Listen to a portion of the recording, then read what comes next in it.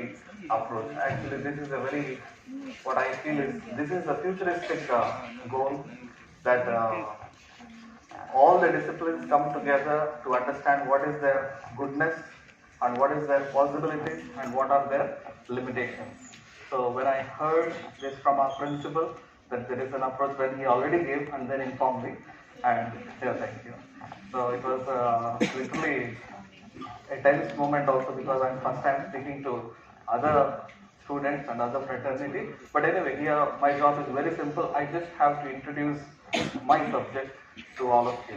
So what we do, actually we don't have a very aggressive approach into stroke, because we don't get to see the stroke patients on the day one, but we do get to see them a little later for a variety of complaints. Some come with spasticity, some come with somnolence, problem with sleeplessness, some come with the speech related problems. So I'm just going to start my presentation here. So from morning probably you are hearing about this different type of aspects, ischemic and the hemorrhagic stroke, and I'm just coming to the causes of the stroke here. For example, we have hemorrhagic stroke and the ischemic stroke. If you have, I'm not going to talk about the pathology, please don't worry. Just one step here. The hemorrhagic stroke, immediately as sister was talking, the blood pressure reduction is very immediately done and also gradually done. Clot lysis, hemostatic therapy, surgery, all those things. If at all a person comes with something called ischemic blockage in the blood vessels, or thrombotic or atherosclerotic or embolic, then there is a thrombolysis. So there is a very definitive approach, for example, when it comes to the modern medicine. But here, when it comes to homeopathy, our modus operandi, what we actually, am I audible? When it comes to homeopathy, what we exactly can do at this particular aspect, because we are guided by certain principles. So I would just like to tell you, this particular hemorrhage, lipohyalinosis, the thrombosis, embolism or the vasospasm, whatever is this is actually the effect of the disease. Now for example, when we talk about a pathology, it is actually coming to the end of it.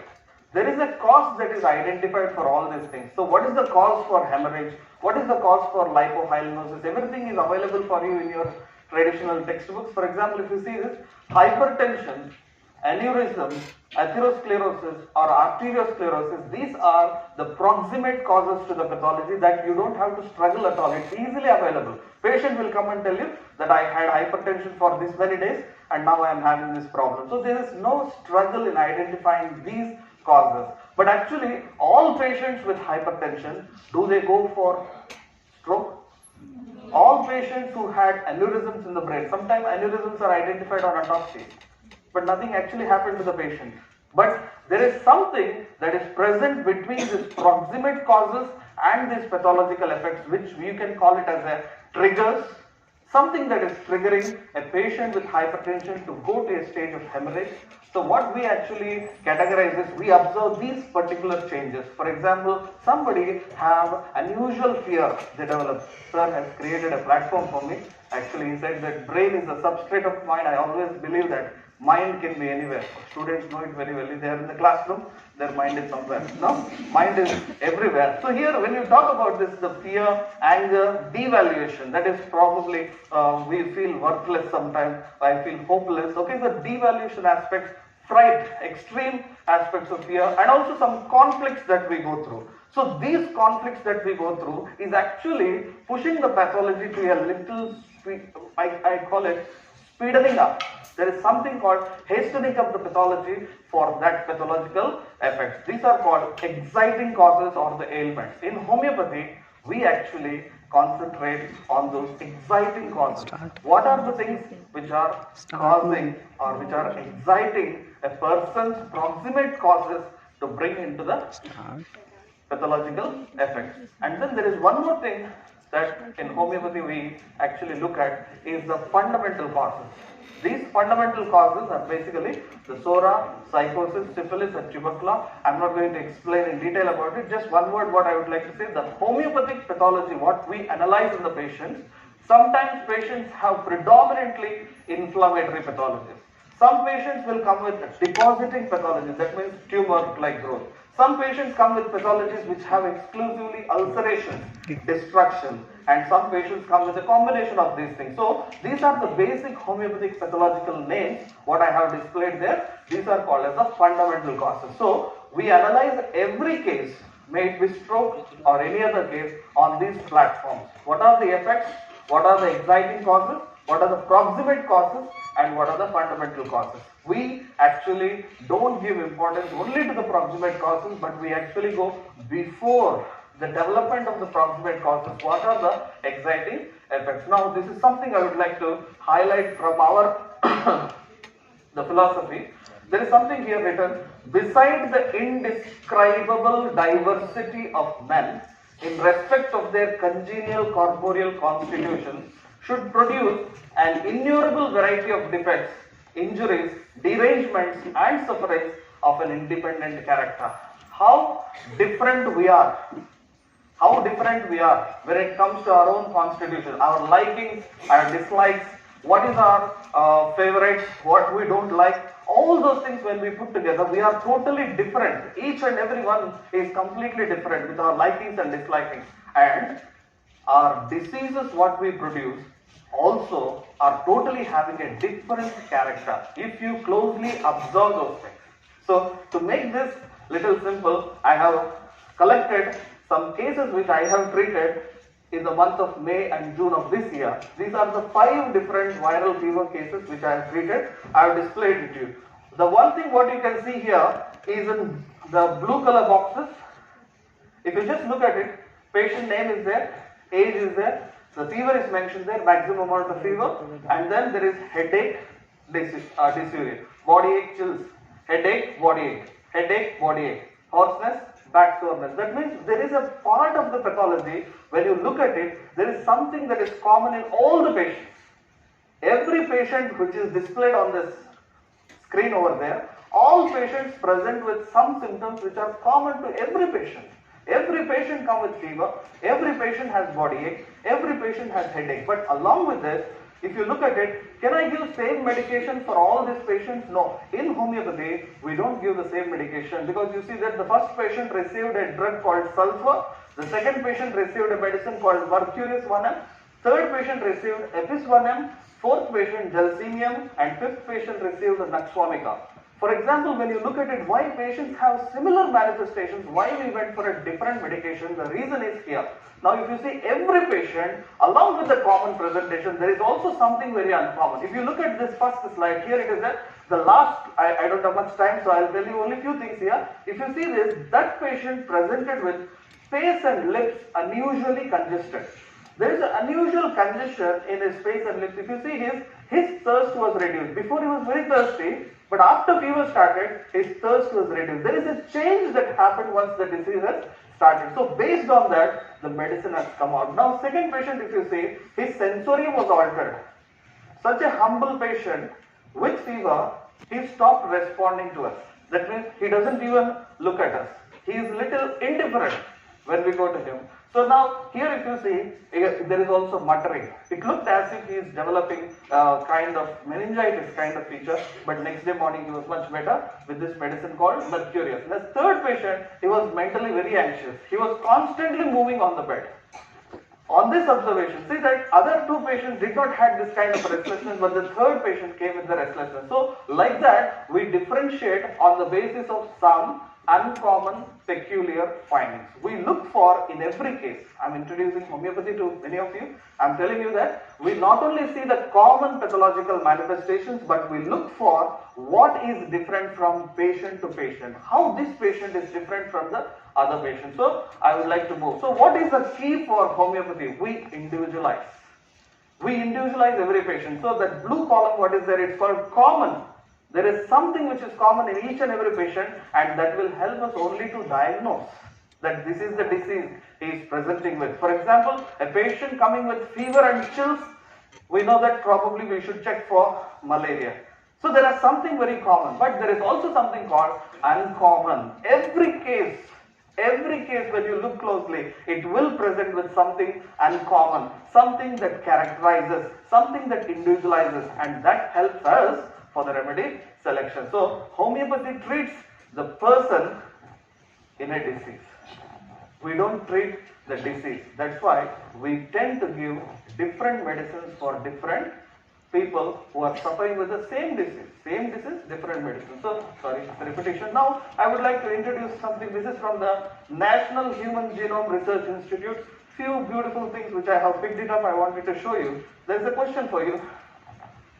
The genetic similarity between a human and banana. How much is the genetic similarity between a human being and a banana? Answer is in numbers, percentage. Any idea? You can just guess it out, no problem.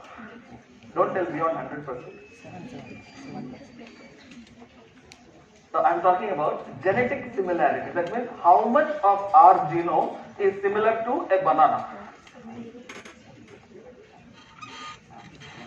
Somebody guessed it already, 30%. Let us see. It is 60%. Our genetic similarity to a banana is 60%. I could not believe that initially.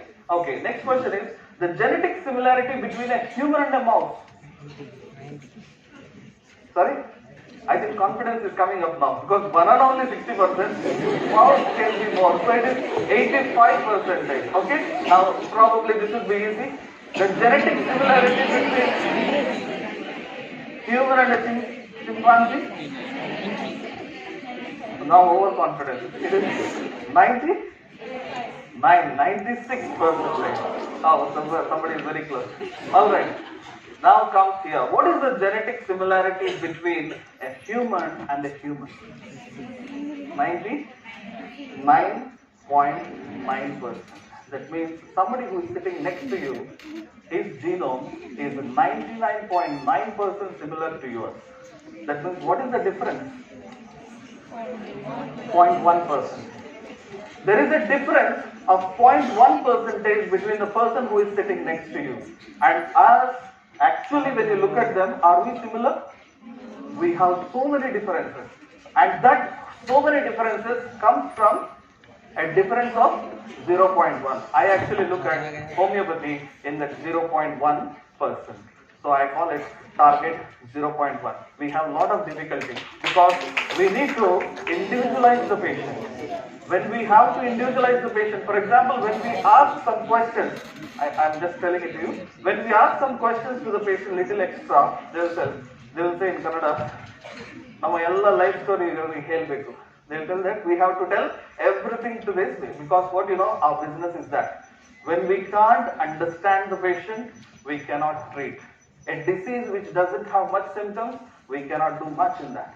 So that is where we homeopaths actually invest more of our time in understanding the personality than understanding the disease. It doesn't mean that we are not trying to understand the disease. Anyway, with this we move. So here 0.1% talks about the color of the skin, height, physiognomy, behavior, traits, all those things, and 99% it is talking about the cellular, tissue and the organ system. So homeopath treats the disease by individualizing this patient and thereby understanding how different this patient is from the rest. Okay, so to make this task simple, I am just presenting two cases of my experience of handling stroke patients. So here on first week of August 2019, I had a patient who came with memory weakness and disorientation. She had chronic infarcts of the left occipital and thalamus. On 12th August 2019, the second MRI is taken. Weakness of the left lower limb, predominantly a monoplasia. Acute infarct of the high parietal region of the right cerebral hemisphere. On 25th November 2019, the patient came with weakness of the right lower limb, predominantly again a monoplasia. Acute infarct of the high parietal region of the left cerebral hemisphere. By now you know it's not difficult. It is a simple lacunar infarction. Multiple infarctions were developing. It is at that time she was reported because they had financial difficulties. They were directly gone to AJ hospital. From there, the patient is brought to our hospital. We started looking at this case. And now when we saw, can you concentrate on the blue column? The blue column tells you about all the common manifestations. The patient had right lower limb weakness. There is a Broca's aphasia. Amnesia was there. Involuntary urination and stools. Not oriented with time, space and person. There is no history of loss of consciousness. But we could also identify some uncommon features in her, that this stroke was associated with paralysis of articulation, which is unusual at that time. Breathing is noisy. She just like snoring. She was sleeping. And I asked her husband, does she sleep like this? No, she never sleeps. This is a stertorous breathing or a snoring kind of breathing that we could observe, and there was extreme coldness of skin.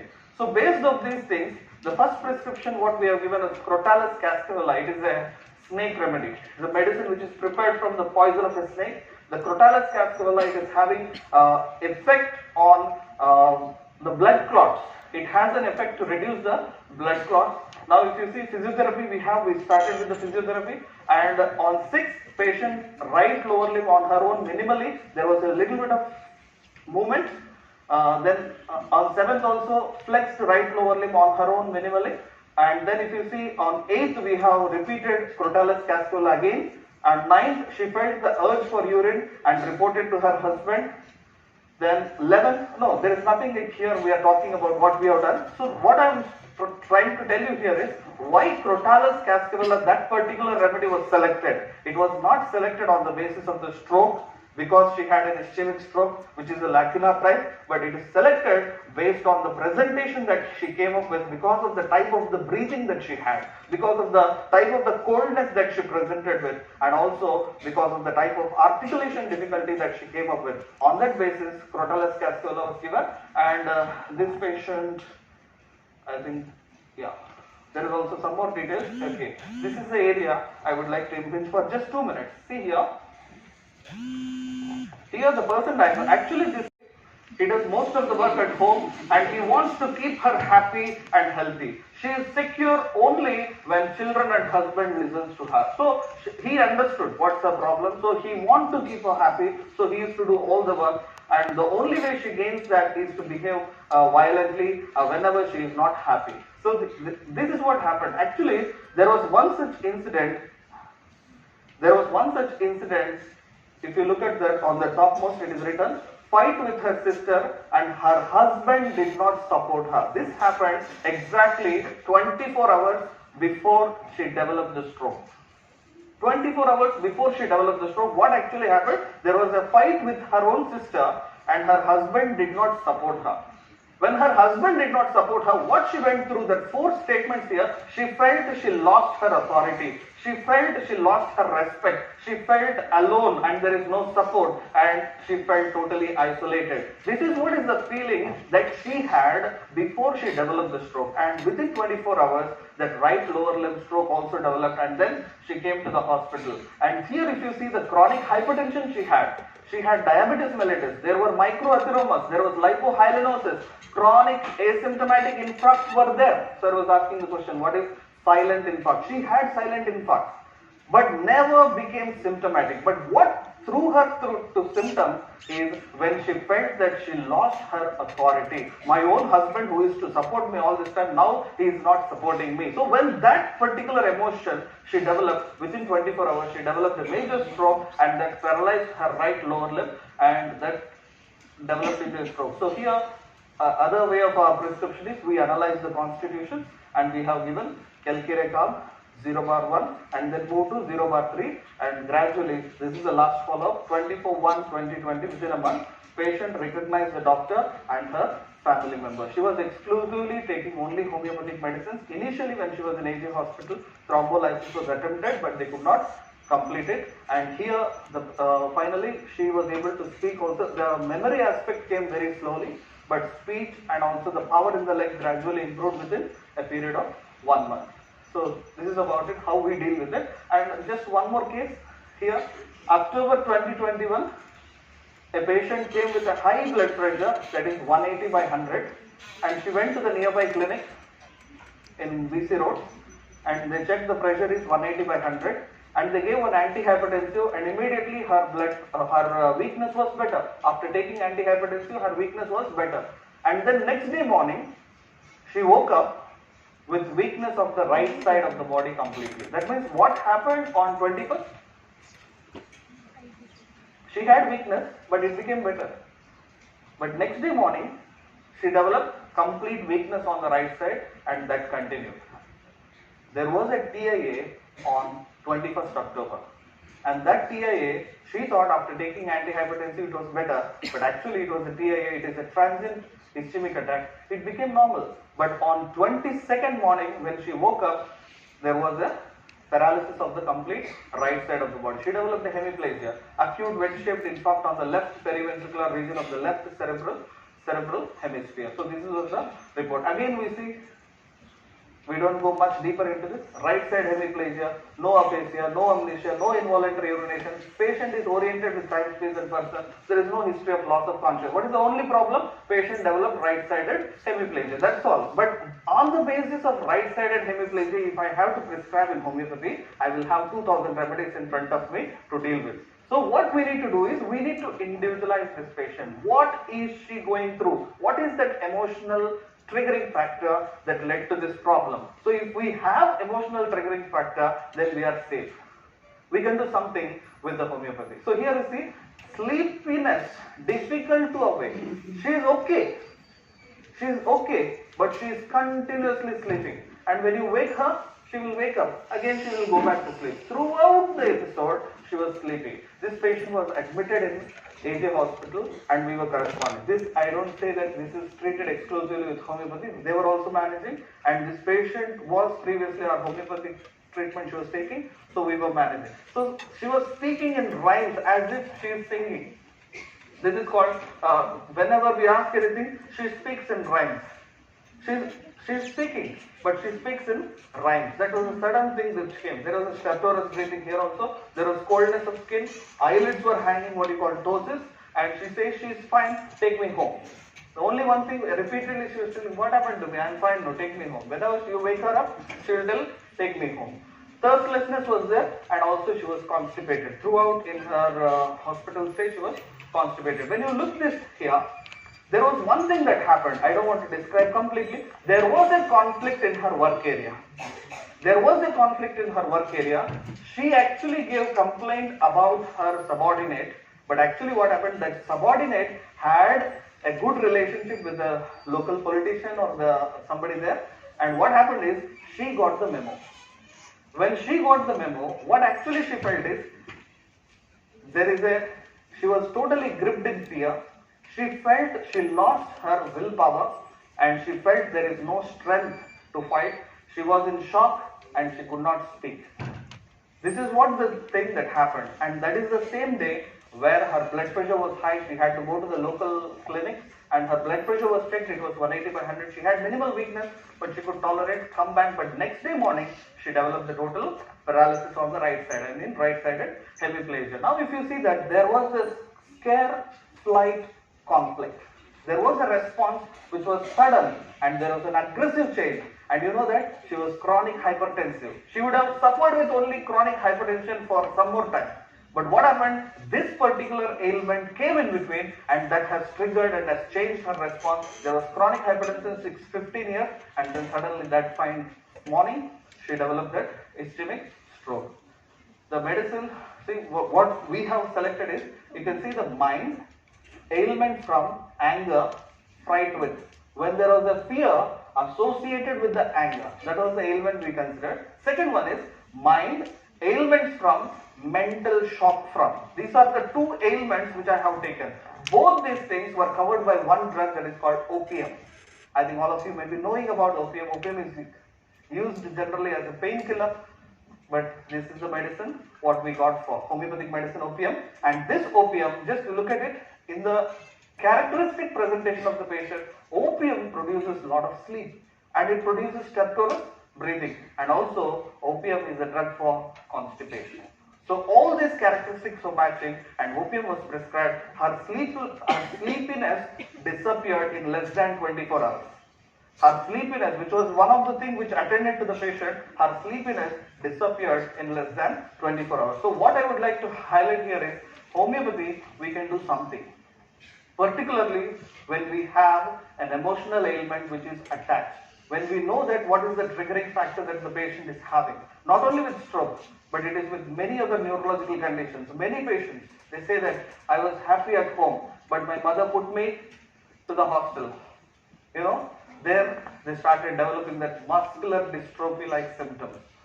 Exactly, there will be a time frame where the patient was emotionally upset. And that emotional upset, if you are able to tap on, and then we will be able to bring out medicines and that will be able to bring relief to their suffering. So what I would like to conclude here is we can complement the treatment. As it is said that multidisciplinary treatment, if we have cases which have mental ailments, we have some kind of causation, we have triggering factors, that is the area where we can work with. We can aid in restoration of movement and sensation. There are a variety of medicines in homeopathy which can act. For example, arnica. I think many of you may be knowing good for hair, but deep inside the hair, even the brain, when there is a blood clot, arnica is a very good medicine to resolve the blood clots. And see here, it addresses the emotional issues associated with the stroke. Homeopathic medicines can aid in thrombolysis and also it helps in reducing the blood clot. It shortens the period of disability and total improvement and restoration of normal functioning of the affected parts. And then longer survival, lower incidence of recurrence, and overall higher quality of life in patients when we work together. Not that I say that only with homeopathy, but when we work together. Thank you.